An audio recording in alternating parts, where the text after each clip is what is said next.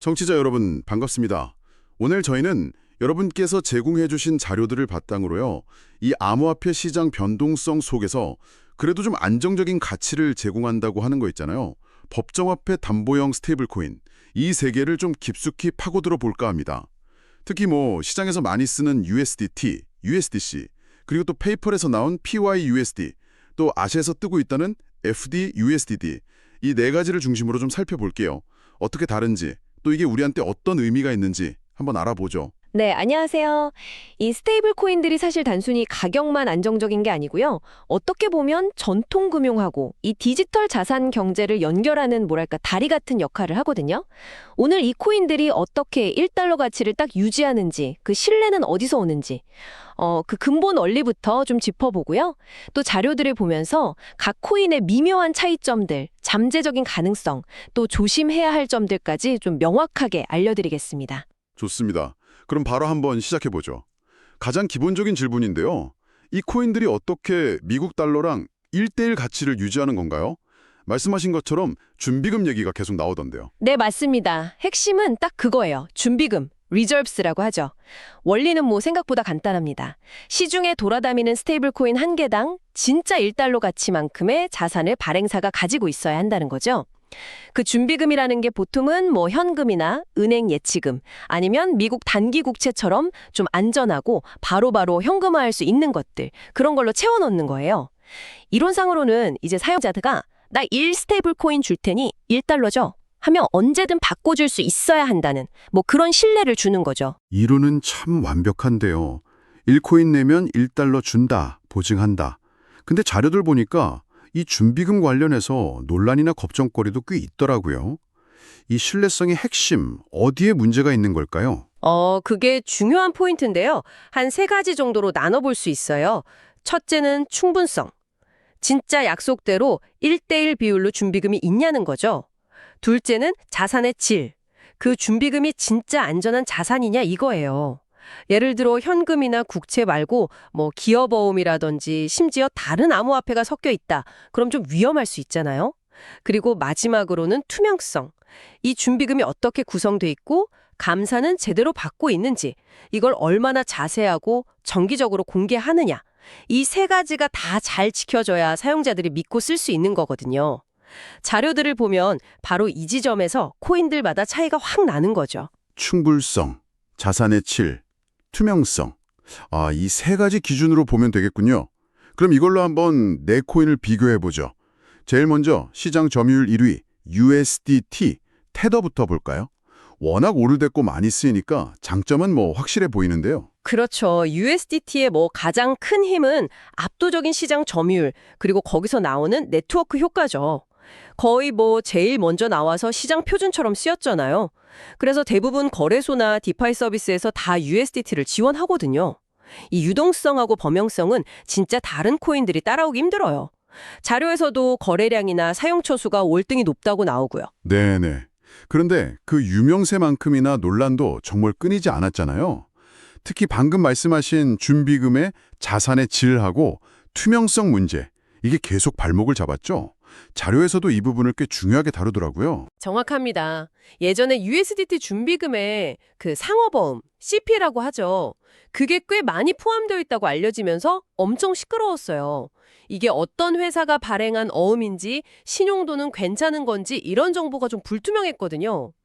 자료에 따르면 최근에는 그 CP 비중을 없애고 미국 국채 비중을 늘렸다고는 하는데, 여전히 그 전체 준비금에 대한 완전하고 상세한 감사 보고서라기보다는 좀 제한적인 정보만 공개한다는 비판이 있어요. 증명보고서 형태라서요. 그리고 규제 당국하고 예전에 좀 문제 있었던 것도 이런 불신을 키우는 요인이 됐고요. 흥미로운 건 그런 논란이 계속 있었는데도 USDT가 여전히 시장을 꽉 잡고 있다는 거예요.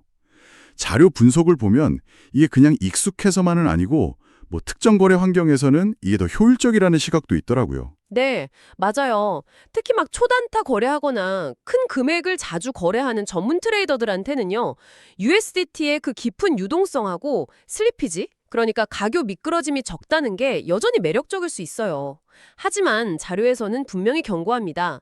그런 편리함 뒤에는 이 준비금 관련 리스크가 여전히 남아있고 혹시 시장 상황이 확 안 좋아지면 예상 못한 문제가 터질 수도 있다는 점. 이걸 투자자들이 꼭 알아야 한다고요. 아, USDT는 정말 명암이 뚜렷하군요.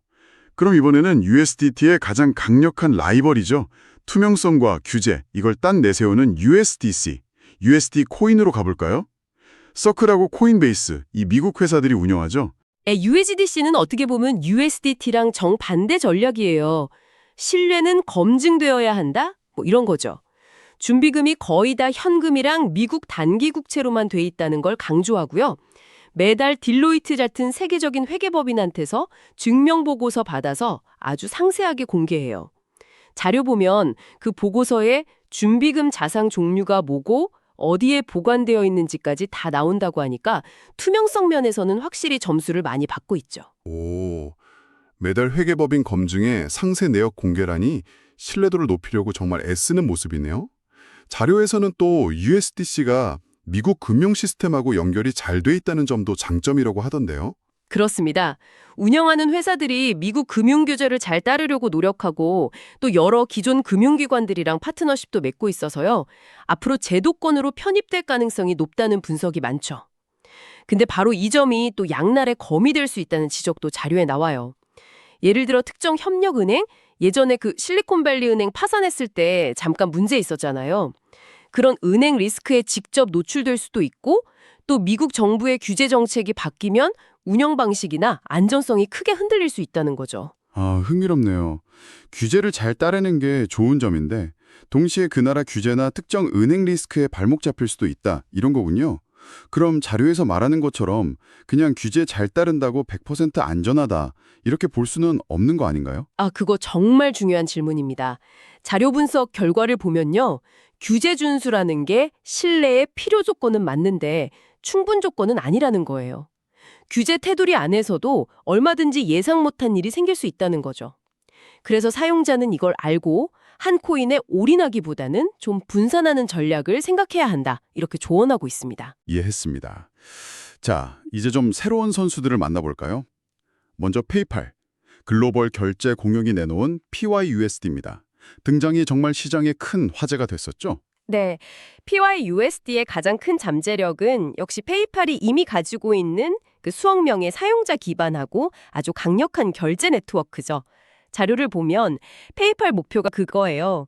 사용자들이 뭐 복잡하게 암호화폐 지갑 만들고 이런 거 없이 그냥 기존 페이팔 앱 안에서 쉽게 PYUSD를 사고 가지고 있고 보내고 더 나아가서는 뭐 가게에서 결제까지 하게 만드는 거.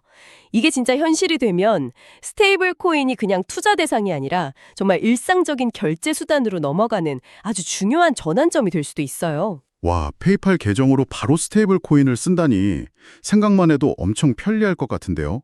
근데 자료를 보면 아직은 좀 갈 길이 멀다, 이런 지적도 있네요. 현재 시장에서는 어느 정도 영향력이 있나요? 현재 PYUSD 발행량이나 뭐 유통량은 USDT나 USDC에 비하면 아직은 정말 미미한 수준이에요. 자료 분석을 보면 페이팔이라는 이름값이 있는데도 불구하고 사용자들이 기존에 쓰던 스테이블 코인이나 결제 방식을 버리고 PYUSD로 넘어오게 하는 데는 좀 시간이 걸릴 걸로 보고 있어요. 특히 페이팔 앱팍, 그러니까 다른 거래소나 디파이에서 얼마나 쓰일 수 있느냐, 이 부분은 아직 좀 제한적이죠. 자료는 PYUSD의 성공이 결국 페이팔 앱 안에서 얼마나 사용자 경험을 좋게 만드느냐, 그리고 외부 생태계랑 얼마나 잘 연결되느냐에 달려있다고 분석하고 있습니다. 잠재력은 확실한데 실제로 얼마나 퍼지고 네트워크를 만드느냐가 관건이군요. 자, 마지막 코인입니다. FDUSD, First Digital USD. 홍콩 기반이라는 점이 좀 특이하고 아시아 시장에서 빠르게 크고 있다고요. 네, FDUSD는 비교적 최근에 나왔는데 특히 세계 최대 거래소 중 하나인 바이낸스랑 파트너십을 맺으면서 빠르게 유통량을 늘리고 있어요. 바이낸스 안에서 뭐 거래 수수료 깎아주고 이러면서 사용자를 모으고 있죠. 자료에 따르면 FDUSD는 홍콩 금융관리국 HKMA라고 하죠. 거기 스테이블 코인 가이드라인을 지켜서 발행했다는 걸 강조하면서 특히 아시아나 다른 신흥시장 사용자들한테 우리는 규제 잘 지키고 안정적이다 이렇게 어필하고 있어요. 아시아 시장을 딱 노린 전략이 먹히고 있군요. 근데 글로벌 인지도 측면에서는 아직 좀 아쉬운 점이 있겠네요. 자료에서는 FDUSD의 투명성 수준에 대해서도 뭔가 얘기가 있나요? 맞습니다. 글로벌 브랜드 인지도나 오랫동안 쌓아온 신뢰도 이런 면에서는 아직 USDT나 USDC에는 좀 못 미치죠. 준비금 관련해서도 정기적으로 보고서를 낸다고는 하는데 자료를 보면 USDC처럼 매달 아주 상세하게 자산 내역이나 보관 기관까지 다 공개하는 정도는 아니라는 평가가 있어요.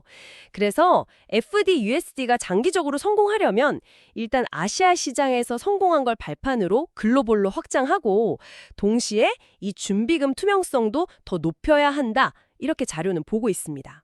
네 가지 코인의 특징, 강점, 약점, 이제 좀 정리가 되네요. USDT는 유동성은 왕인데 투명성 이슈가 있고, USDC는 투명하고 규제 친화적인데 특정 리스크에 노출될 수 있고, PYUSD는 페이팔 등이 없고 잠내력은 큰데 아직 시작 단계고, FDUSD는 아시아 중심으로 빠르게 크지만 글로벌 인지도는 좀 부족하고. 자, 그럼 이 복잡한 정보들, 청취자분들께는 구체적으로 어떤 의미가 있을까요? 이 분석 결과를 어떻게 활용하면 좋을까요? 네, 이 비교 분석이 여러분께서 본인 상황이나 목적에 맞는 스테이블 코인을 고르시는데 아주 유용한 가이드가 될 수 있습니다. 예를 들어서요, 자료 분석에 따르면 만약 단기적인 가격 변동을 이용하는 그런 고빈도 트레이딩이 주목적이시다. 그러면 USDT의 그 압도적인 유동성이 여전히 제일 중요할 수 있어요. 반면에 좀 장기적으로 자산을 보관하거나 혹은 기관 투자자처럼 규제 준수 여부가 아주 중요하다. 그러면 USDC의 투명성이나 규제 친화성이 더 매력적일 수 있겠죠. 그렇다면 PYUSD나 FDUSD는 어떤 분들이 좀 눈여겨보면 좋을까요? 자료에서는 PYUSD가 앞으로 페이팔을 통해서 간편 결제라든지 해외 소액 송금 같은 실생활 활용에 더 특화될 가능성을 높게 보고 있어요. 만약 여러분께서 이런 기능에 좀 더 가치를 두신다면 PYUSD가 어떻게 발전하는지 지켜볼 필요가 있고요. FDUSD 같은 경우는 아시아 지역에 계시거나 아니면 바이낸스 같은 특정 플랫폼에서 FDUSD를 썼을 때 혜택, 수수료 할인 같은 게 크다면 매력적인 대안이 될 수 있겠죠.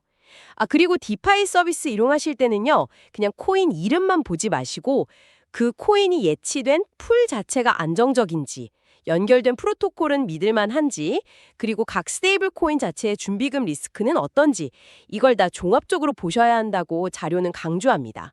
그리고 좀 더 큰 그림에서 보면요.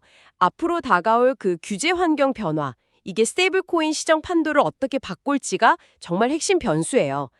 자료 분석에 따르면 미국을 중심으로 해서 스테이블 코인 발행 자격이라든지 준비금 요건, 감독 체계 이런 거에 대한 구체적인 법이 만약에 마련된다면요. 지금 시장 구도는 완전히 뒤바뀔 수 있습니다.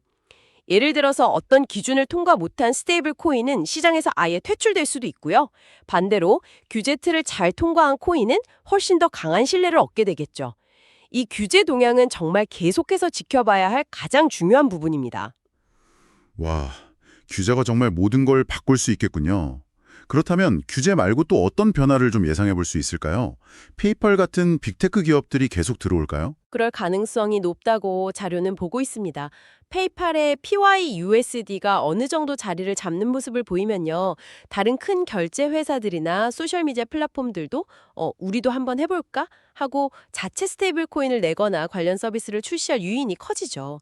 이게 스테이블 코인 시장 경쟁을 더 치열하게 만들고 기술 혁신을 가져오는 좋은 점도 있겠지만 동시에 몇몇 거대 기업이 시장을 독점하거나 개인적 분재 아니면 금융 시스템 안정성 문제 같은 걱정거리도 생길 수 있다고 자료는 지적하고 있어요.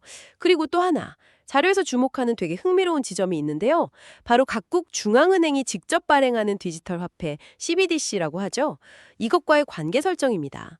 CBDC가 진짜로 나오면 민간 스테이블 코인이랑 완전히 경쟁하게 될까요? 아니면 서로 좀 다른 역할을 하면서 같이 가게 될까요?